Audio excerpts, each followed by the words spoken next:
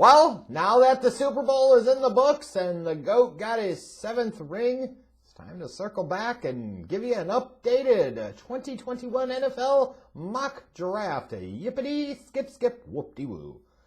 If you're first time checking me out, smash the subscribe button and follow me on Twitter so that way you get updated when I release these mock drafts or other NFL and other sports and non-sports related topics. And speaking of NFL, and specifically NFL draft, after this mock draft, you'll start to see me with some alacrity, to borrow from Al Michaels. You will see the team-by-team season recaps kick off, or not kick off, but continue and hurry up and wrap up. You're probably going to see more of like the 3 to 4 every day until I get them done. So if you've been waiting for your team, they're coming. They're coming. There's been a lot to talk about in the past few weeks. So you can forgive me there just a little bit. Didn't intend, but hey, I only got but so much time in my day. I can only record but so many videos in a day, week, and month. That's all I'm saying. But I get those out of the way, and I've got to get those out of the way because I've got to get to the scouting reports. They're coming back. I would assume they will start sometime during that President's Day week next week. Maybe middle of the week, maybe the end of the week, that following weekend. But they're coming. It will always, as it always does every year when I do them, it starts with the quarterback position, and I'm sure there will be lots to talk about. So if you've been waiting for them, you've been wanting them, and you've been feeling that urge in your loins, to the point where it makes you say, my hole aches for it all. Yeah, I borrowed from Nijax. They're coming. Anyways, let's talk about my mock draft here. Yeah, this one is also a one-round edition. You can check out picks 1 through 32 in the description box below. A couple things, as always, to keep in mind. 1, still a few months left. A lot can change.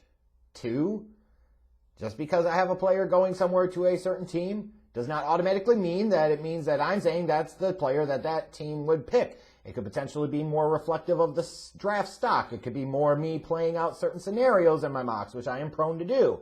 This is certainly no exception here. And some of you might look at where I have some of the quarterbacks going this time, and you say, what the hell is this all about? This is quite a dramatic departure and change from some of the previous versions of this mock. And you're absolutely right. And the reason for that today was I wanted to play out a scenario where one of the quarterbacks potentially dropped a little bit and see what happened. And I mean, it's still not significant. I still have 5 quarterbacks going in the top 15. But I always try to balance out here when it comes to mock drafts. Like, quarterback is obviously the most important position. We always assume that a team that's bad needs a quarterback, which is usually right, and that if they have the position to draft one, they're going to, which in theory should always be right, but doesn't work out that way.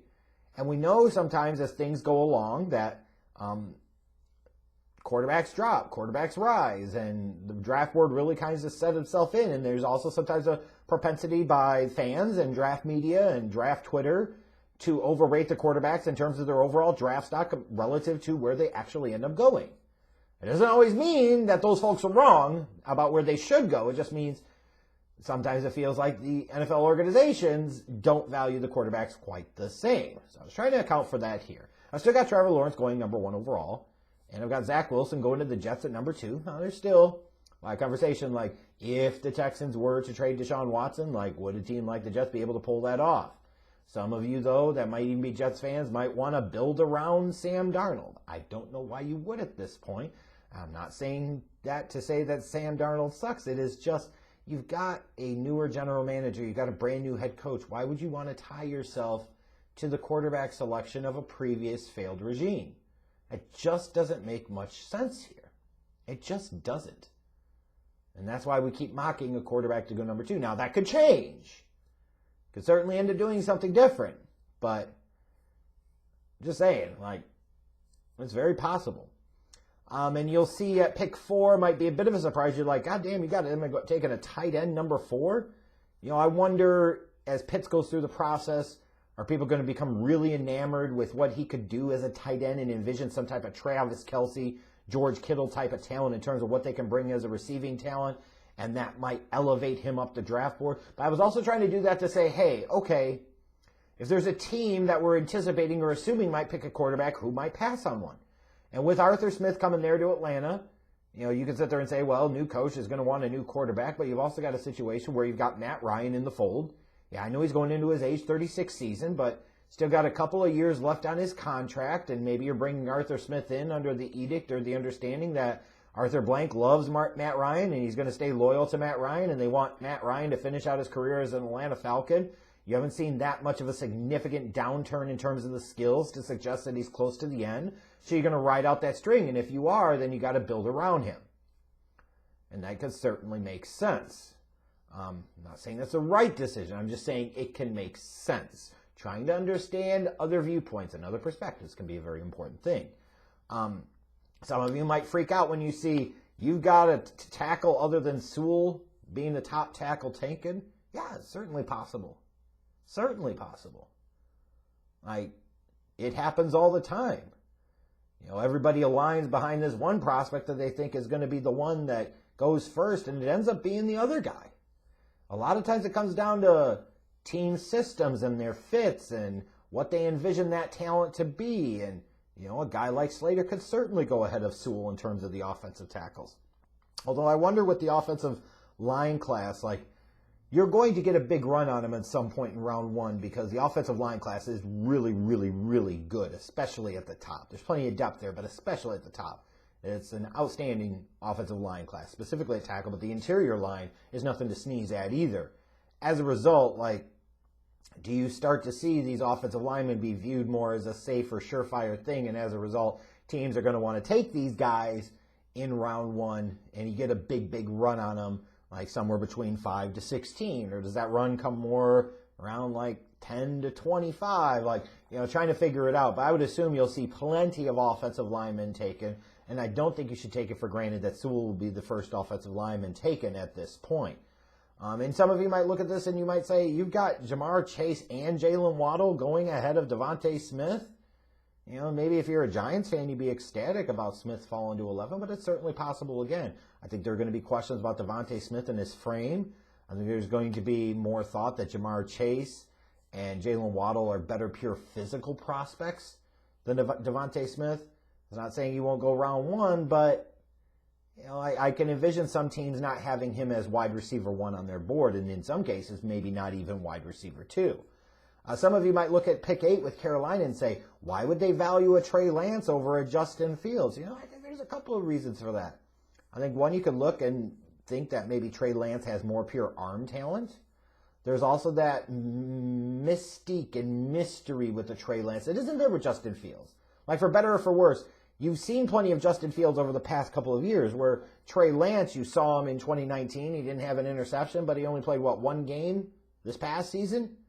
There's so much intrigue and so much mystery around him, and somebody could sit there and really get caught up in that. And a team like the Carolina Panthers with Matt Rule, assuming that they don't make a deal for somebody like a Deshaun Watson, could look at a kid like Trey Lance and say, you know what, long term, we envision him to have more upside than any of the other quarterbacks that we would take in this spot. The other thing I found really interesting as I'm going through and doing this mock was that defensive players were lower on the board. And the first defensive player taken was Surtain, the corner, going to Denver, pick 9. That feels about right. More and more teams are going to understand that you got to be able to score points. You got to be able to get that young quarterback, build around him, and then you build in the draft around them as well. So I wouldn't be surprised if we start to see this be a little more of a common trend or theme in future years, is that defensive players start to get devalued a little bit. Not, let's say, to the level of maybe the running back position, but I think it's a fair question to ask, how much do you really want to value these defensive players when it comes to the draft? Depending upon your situation and circumstance, maybe some more than others. Which would put Justin Fields down at 12 for San Francisco. Be a fascinating fit there with Kyle Shanahan. Would be interesting to see what all he could get out of him. It would give him some long-term certainty at the position for life after Jimmy Glass. And the Patriots, at 15 with Mac Jones, I don't know if I'm fully bought in or believing that they'll draft a quarterback in round 1, but they really need to think about it if a Mac Jones is there, even if they're not 1,000% sold that he's absolutely the guy. You got to have something there. You got to. You can't keep trotting out 4th-round picks or veteran free agent cast-offs from other teams like Cam Newton, no offense, but that's the reality. He's basically washed and done. you gotta get better at that position, and the best way you can do that is by doing it through the draft. So as I look at it, like I said, it was me just trying to play out a scenario of, hey, where could these quarterbacks go? Who would be likely to drop? Which would be the one that could potentially drop? It could be Zach Wilson that ends up dropping. It could be Trey Lance that ends up dropping. It could end up being Mac Jones isn't nearly as valued as a lot of draft Twitter and draft media and fans think he is, because there's going to be that thought of he played in that Alabama system with a ton of talent. So how much do you really trust his own individual talents? And I think that's going to be a question that comes up, and we'll see what happens when it comes to some of these quarterbacks. Like Tua didn't exactly come into the league and light the world on fire as a rookie, so does that impact the draft stock of somebody like a Mac Jones? Fair or not, it's possible. There's Justin Fields coming from Ohio State, where they don't produce big-time NFL starting quarterbacks. Is that going to hurt a Justin Fields? Fair or not, ultimately, it is something that could potentially have an impact, absolutely. So it'll be very fascinating over the next few months to see how all this plays out. You're welcome again to let me know what you think about my mock draft, who you want your team to take, maybe who some of the risers and fallers you expect to see in the months to come. Tell me all that in the comment section. And again, subscribe and follow me on Twitter if you haven't done so already. All right, I'll be back in another week with the mock draft. In the meantime, got a bunch of team-by-team recaps coming up.